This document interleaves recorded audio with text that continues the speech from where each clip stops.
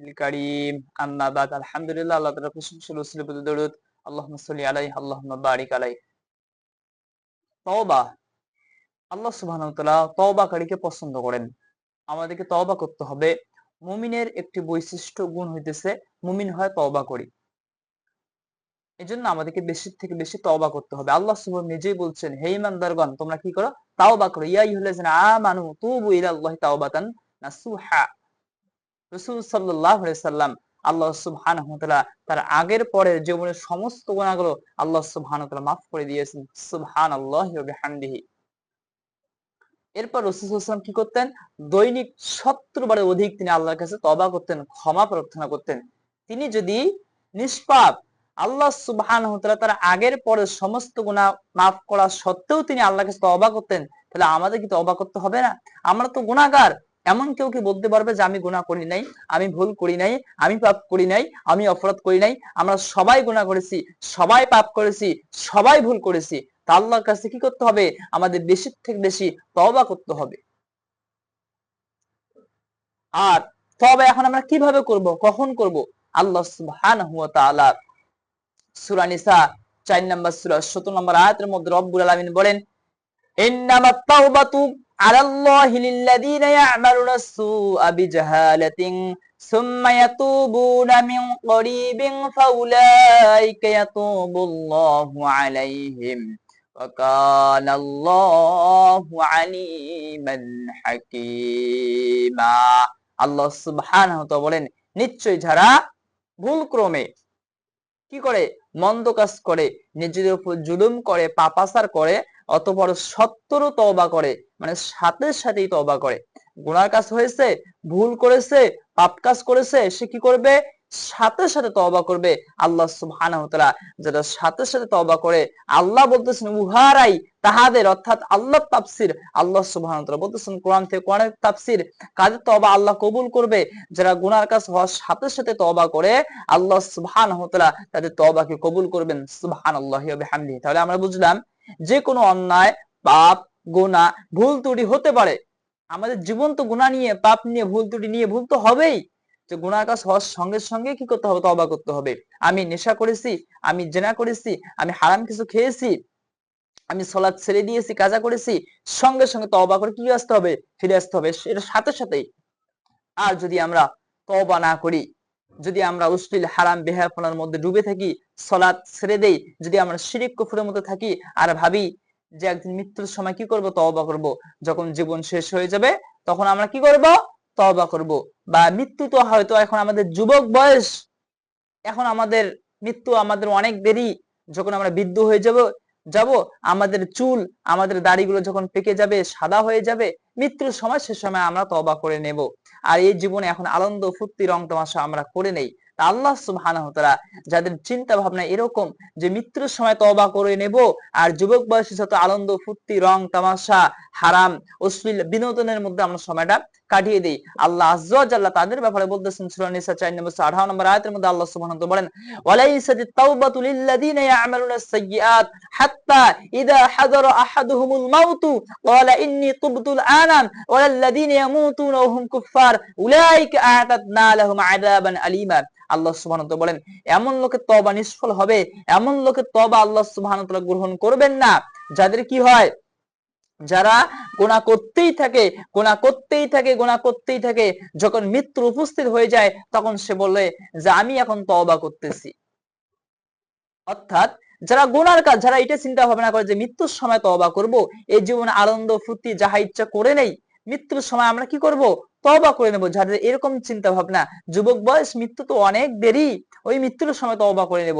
আল্লাহ সুবহানাহু ওয়া তাআলা বলতেছেন, এমন লোকের তওবা গ্রহণযোগ্য হবে না, এমন লোকের তওবা আল্লাহ সুবহানাহু ওয়া তাআলা কবুল করবেন না। গুনাহ করতেই থাকে, যখন মৃত্যুর ফেরেশতাকে দেখে, যখন মৃত্যু নিকটে চলে আসে, তখন সে বলে আমি তওবা করতেছি। আল্লাহ তাআলা তাদের তওবাকে কবুল করবেন না। আর তাদের তওবা কবুল করবেন না, আল্লাহ বলতেছেন অহুম কুফফার, যারা কাফির অবস্থায় মৃত্যু হয়। এজন্য রবের সঙ্গে কখনো শরিক করা যাবে না, কুফরি করা যাবে না। যাতে কাফির অবস্থায় মৃত্যু হয়, আল্লাহ সুবহানাহু ওয়া তাআলা তাদের তওবাকে কবুল করবেন। আল্লাহ বলতেছেন উহাদের জন্য, তাদের জন্য রয়েছে ভয়াবহ আযাব, যন্ত্রণাদায়ক আযাব। আল্লাহ সুবহানাহু ওয়া তাআলা বলেন উলাইকা আ'তাদনা লাহুম আযাবান আলীমা, তাদের জন্য ভয়াবহ আযাব, যন্ত্রণাদায়ক আযাব তাদের জন্য আল্লাহ সুবহানাহু ওয়া তাআলা রেখে দিয়েছেন। মৃত্যুর সময় তওবা কবুল করবেন না, এর জ্বলন্ত প্রমাণ হলো ফেরাউনের। আপনারা জানেন ফেরাউন কি বলেছিল? ফেরাউনের যখন মৃত্যুর সময়, যখন তার সৈন্যগুলো সবাই সেই পানির মধ্যে ডুবে ডুবে মারা গেল, ফেরাউন একা। আল্লাহ সুবহানাহু ওয়া তাআলা বলতেছেন ফেরাউন, তখন ফেরাউনের কথা আল্লাহ আযজা ওয়া জাল্লা কোরআনুল কারীমের মধ্যে আমাদেরকে বলতেছেন লা ইলাহা ইল্লাল্লাযী আমানাত বিহি বানু ইসরাঈল ওয়া আনা মিনাল মুসলিমিন। ফেরাউন বলতেছে আল্লাহ আপনি ছাড়া কোনো ইলাহ নাই, আপনাকে স্বীকার করি। বানি ইসরাঈল যে ইলার উপর ঈমান এনেছে, আমিও সেই ইলার উপর ঈমান আনলাম। ওয়া আনা মিনাল মুসলিমিন, আমি তো মুসলিমদের অন্তর্ভুক্ত, আমি তো মুসলিমদের আত্মসমর্পণকারীদের মধ্যে একজন। ফেরাউনের যখন মৃত্যু চলে এসেছিল, যখন মৃত্যু সন্নিকটে তার কাছে এসেছিল, তখন সে সাক্ষ্য দিয়েছিল যে আল্লাহ আপনি ছাড়া কোনো ইলাহ নাই। বানি ইসরাঈলের যে ইলার উপর ঈমান এনেছে, আমিও সেই ইলার উপর ঈমান আনলাম, আল্লাহ আমি একজন মুসলিমদের অন্তর্ভুক্ত। কিন্তু আল্লাহ সুবহানাহু ওয়া তাআলা তার তওবাকে সেই সময় কি করেন নাই? গ্রহণ করেন নাই। তার তওবাকে আল্লাহ সুবহানাহু ওয়া তাআলা গ্রহণযোগ্য করেন নাই, কবুল করেন নাই। কারণ মৃত্যুর সময় মৃত্যু চলে এসেছে, এ সময় আল্লাহ সুবহানাহু ওয়া তাআলা তার তওবাকে কবুল করে নাই। তা আল্লাহ সুবহানাহু ওয়া তাআলা সেটা আমাদের জন্য বলছেন যে ওয়ালাইসাত তাওবাতু লিল্লাযিনা ইয়ামালুনাস সাইয়্যাত, এমন লোকের তওবা কবুল হবে না হাত্তা, মানে যখন ইদা হাদারা আহাদাহুমুল মাউত, এমন লোকের তওবা গ্রহণযোগ্য হবে না, নিষ্ফল হবে, ব্যর্থ হয়ে যাবে। হাত্তা ইদা হাত্তা ইদা হাদারা আহাদাহুমুল মাউত, যখন কি হবে? মৃত্যু মুখোমুখি হবে, মৃত্যু যখন চলে আসবে, তখন সে বলবে ওয়ালা ইন্নী তুবতুল আনা ওয়ালাল্লাযিনা ইয়ামুতুনা ওয়া হুম কুফফার, তখন তারা বলে আমি এখন তওবা করতেছি। তাদের তওবা কবুল হবে না, এবং যাদের কাফির অবস্থায় মৃত্যু হয় তাদের তওবা কবুল হবে না। এজন্য সময় থাকতে তওবা করতে হবে। আপনি কি জানেন আল্লাহ সুবহানাহু ওয়া তাআলা তওবা করলে কত বেশি খুশি হন? রাসূল সাল্লাল্লাহু আলাইহি ওয়াসাল্লাম উদাহরণ দিয়েছেন এভাবে, যে মরুভূমি নির্জন জায়গা, সে এক ব্যক্তি তার মাল সামানা রেখে ঘুমিয়ে পড়লো। ঘুম থেকে ওঠার পর দেখতেছে তার মাল নাই, তার সামানা নাই, চতুর্দিকে শুধু মরুভূমি, আশপাশ কোনো বাড়ি নাই, লোকজন নাই, কেউ নাই। সে এতটা চিন্তা, দুঃখ, কষ্ট, পেরেশানির মধ্যে পড়ে যায়। এমনকি সে ভাবে হয়তো আমার মৃত্যু হয়ে যাবে, এখন আমি কোথায় যাব? আমি যতদূর থেকে রওনা করে এসেছি এতদূর তো ফিরে যাওয়া সম্ভব নয়, আবার আমি যেখানে রওনা দেব আমার গন্তব্য জায়গায় সেখানে তো পৌঁছা আমার জন্য সম্ভব নয়, আমার উট নাই, মাল নাই, সামানা নাই। সে এত পেরেশানি, দুঃখ, কষ্ট, চিন্তার মধ্যে পড়ে যায়। রাসূল সাল্লাল্লাহু আলাইহি ওয়াসাল্লাম এভাবে উদাহরণ দেন। সে আবার কি করে? সে জানে যে যেদিকেই যাই সেদিকে তো আমার মৃত্যু, সুতরাং দৌড়াদৌড়ি ছোটাছুটি না করে এখানেই ঘুমিয়ে পড়ি, যদি মৃত্যু হয় এভাবেই মৃত্যু হয়ে যাবে। এরপর সে ঘুম থেকে জাগ্রত হয়ে দেখে তার মাল, তার সামানা, তার উট তার সামনে হাজির। তখন সে কত বেশি খুশি হয়। রাসূল সাল্লাল্লাহু আলাইহি ওয়াসাল্লাম বলেছেন যে উট হারা ব্যক্তি উট পেলে যে পরিমাণ খুশি হয়, ওই মরুভূমির মধ্যে নির্জন জায়গায় উট হারিয়ে ফেলার পর উটকে পেয়ে ওই ব্যক্তি যে পরিমাণ খুশি হয়, যখন কেউ তওবা করে ফিরে আসে আল্লাহ সুবহানাহু ওয়া তাআলা ওই ব্যক্তির থেকেও বেশি খুশি হন। বলেন সুবহানাল্লাহি ওয়া বিহামদিহি। রাসূল সাল্লাল্লাহু আলাইহি ওয়াসাল্লাম আরো বলেন সে এত খুশি হয়, অত্যাধিক খুশি হয়, সে ভুল করে বলে আল্লাহ তুমি আমার বান্দা, আমি তোমার রব। আল্লাহু আকবার। হাদিসে আল্লাহ রাসূল সাল্লাল্লাহু আলাইহি ওয়াসাল্লাম এইভাবে উদাহরণ দেন, যখন কেউ তওবা করে ফিরে আসে, আল্লাহর দিকে আসে, তখন ওই উট হারা ব্যক্তি যখন উট পেয়ে এত অত্যাধিক খুশি হয়, খুশির কারণে সে ভুল করে বলে যে আল্লাহ তুমি আমার বান্দা আর আমি তোমার রব। সে খুশির কারণে এত বেশি খুশি হয় যে ভুল করে সেইভাবে বলে। তওবা করলে আল্লাহ সুবহানাহু ওয়া তাআলা কত খুশি হন। আর আল্লাহ তাআলা যদি কিয়ামতের দিনে আমাদেরকে মাফ করে দেন, এই দুনিয়াতে যদি আমাদের তওবা কবুল করেন, কিয়ামতের দিন যদি আল্লাহ আমাদেরকে ক্ষমা করে দেন, মাফ করে দেন, এর থেকে তো বড় পাওয়া আমাদের জন্য কিছুই নাই। আসুন তওবা করতে হবে। আদম আলাইহিস সালাম তিনিও আল্লাহর নিকট কি করেছেন? দোয়া করেছেন, রব্বানা যালামনা আনফুসানা ওয়া ইল্লাম তাগফির লানা ওয়া তারহামনা লানাকুনান্না মিনাল খাসিরিন। আমরা শুধু এই দোয়া পড়ি আর শুধু আমরা এই দোয়া শুনি, কিন্তু এই দোয়ার মধ্যে কি আছে আমরা কি জানি? রব্বানা, হে আমাদের রব, যালামনা, আমরা জুলুম করেছি, রব্বানা যালামনা আনফুসানা, আল্লাহ আমরা নিজেদের উপর জুলুম করেছি, ওয়া ইল্লাম তাগফির লানা ওয়া তারহামনা, যদি মাফ না করেন, ওয়া তারহামনা, যদি ক্ষমা না করেন, লানাকুনান্না মিনাল খাসিরিন, আমরা ক্ষতিগ্রস্তদের অন্তর্ভুক্ত হয়ে যাব। আমরা আল্লাহর কাছে দোয়া করব, আল্লাহ আমরা নিজেদের উপর জুলুম করেছি, পাপাচার করেছি, অন্যায় করেছি, যদি ক্ষমা না করেন, রহম না করেন, আমরা ধ্বংস হয়ে যাব। কোরআনে কত সুন্দর সুন্দর দোয়া, ইউনূস আলাইহিস সালামের দোয়া, লা ইলাহা ইল্লা আনতা সুবহানাকা ইন্নী কুনতু মিনাজ জালিমিন। এই দোয়ার মধ্যেও ক্ষমা, ইস্তিগফার, জালিমের স্বীকৃতি আছে যে আল্লাহ আপনি ছাড়া কোনো ইলাহ নাই, লা ইলাহা, আল্লাহ আপনি ছাড়া কোনো ইলাহ নাই, আনতা আপনি, সুবহানাকা আপনি মহান পবিত্র, ইন্নী কুনতু মিনাজ জালিমিন আমি জালিম, আমি সীমা লঙ্ঘনকারী। এরপর কোরআনে কত সুন্দর দোয়াগুলো আছে, রব্বিক ফিররহাম, আল্লাহ আমাদেরকে মাফ করেন, রহম করেন। এই দোয়াগুলো আমরা পড়বো।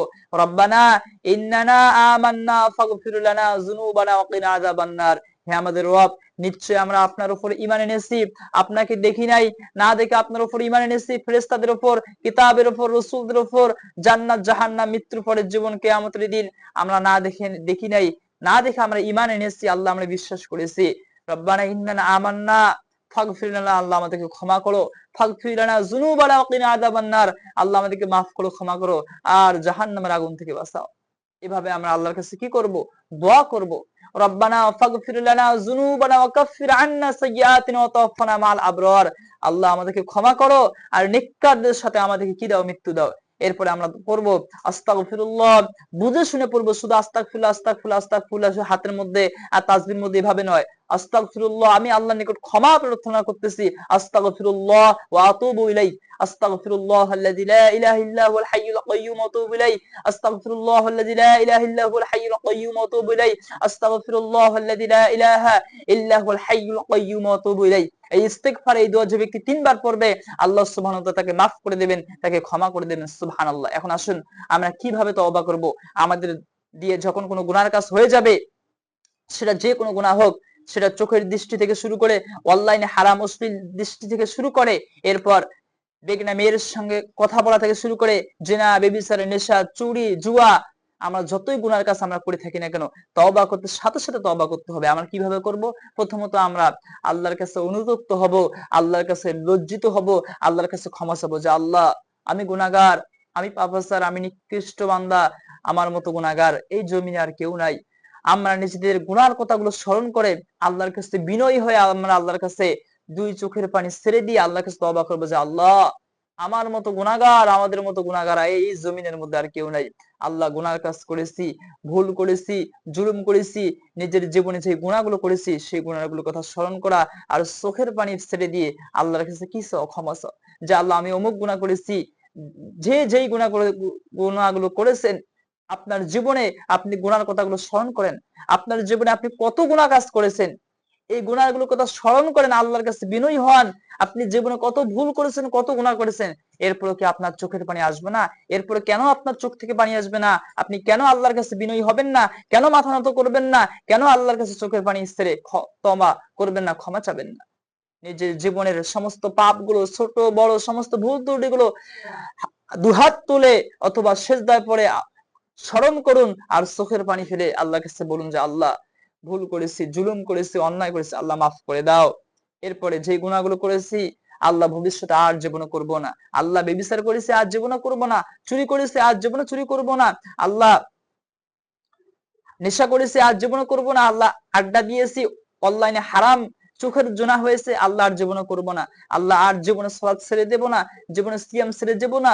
আল্লাহ আপনার হুকুম, আদেশ, নিষেধ সবগুলো মেনে চলবো। আল্লাহ আমি তওবা করতেছি, আমি আপনার দিকে ফিরে আসতে চাই, আল্লাহ আমাকে তৌফিক দিন, আল্লাহ আমাকে সাহায্য করুন। আমরা এভাবে আল্লাহর কাছে তওবা করব, যে গুনার জন্য লজ্জিত হব আর ভবিষ্যতে ওই গুনাহ আমরা কখনো করব না।